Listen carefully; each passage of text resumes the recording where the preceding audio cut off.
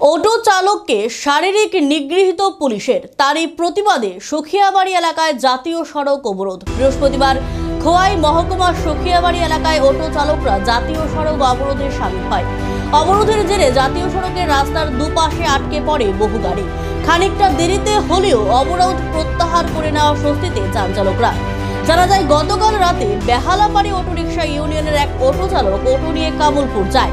কামলপুরে শ্রীরামপুর নাকা পয়েন্টে কোনো এক বিষয়কে কেন্দ্র করে পুলিশ অটো চালক শারীরিক নিগ্রহের শিকার হয় পুলিশের দ্বারা বলে অভিযোগ। এই ঘটনার পরিপ্রেক্ষিতে বেহালাপাড়ি অটো ইউনিয়নের সমস্ত শ্রমিকরা একত্রিত হয়ে 208B জাতীয় সড়ক অবরোধ করে।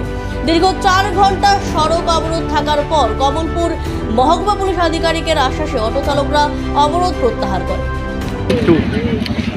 अवसर तीन खरसा अटो ड्राइवर जे बुजाक मनी तम सल्यूशन दिखाते